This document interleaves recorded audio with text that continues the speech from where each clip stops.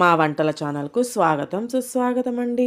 ఈరోజు మనం అమ్మమ్మల కాలం నాటి గుమ్మడికాయ దప్పడం ఎలా చేసుకోవాలో చూపిస్తానండి. ఇందుకు గాను నేను 1 కిలో గుమ్మడికాయను తీసుకున్నానండి. బాండ్లీలో 2 టేబుల్ స్పూన్ల నూనె వేసుకోండి. అర స్పూన్ ఆవాలు వేసుకోండి. అర స్పూన్ జీలకర్ర వేసుకోండి. 2 స్పూన్ల శనగపప్పు వేసుకోండి. 2 స్పూన్ల ఉద్దిపప్పు వేసుకోండి.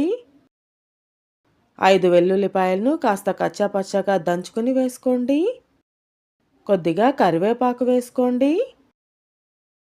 కాసేపు మగ్గనివ్వండి. ఒక మీడియం సైజ్ ఉల్లిపాయని ఇలా తరుక్కొని వేసుకోండి.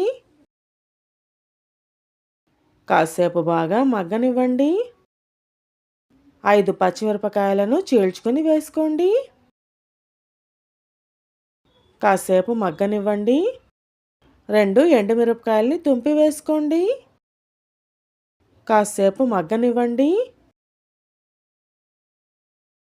కొద్దిగా పసుపు వేసుకోండి.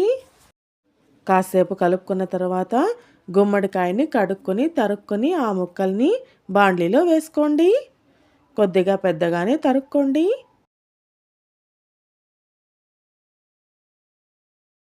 కాసేపు కలుపుకోండి.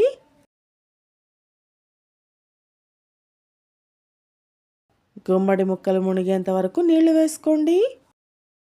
మూత పెట్టుకొని గుమ్మడి ముక్కలు ఉడికే వరకు ఉడికించుకోండి. చూడండి, గుమ్మడి ముక్కలు చక్కగా ఉడికిపోయాయి కదా. 1 స్పూన్ కారం వేసుకోండి. రుచికి సరిపడా ఉప్పు వేసుకోండి. ఒక పెద్ద నిమ్మకాయ అంత చింతపండుని నానబెట్టుకోండి. పులుసు పిసుక్కొని ఆ పులుసుని వేసేసుకోండి. 1 స్పూన్ బెల్లం వేసుకోండి.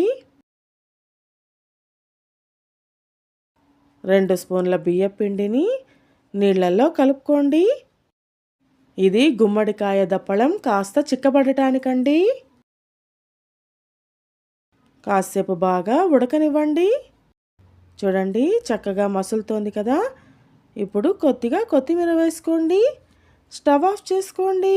అంతేనండి. ఎంతో ఈజీగా ఎంతో టేస్టీగా ఉండే అమ్మమ్మల కాలం నాటి గుమ్మడికాయ దప్పడం రెడీ అయిపోయిందండి.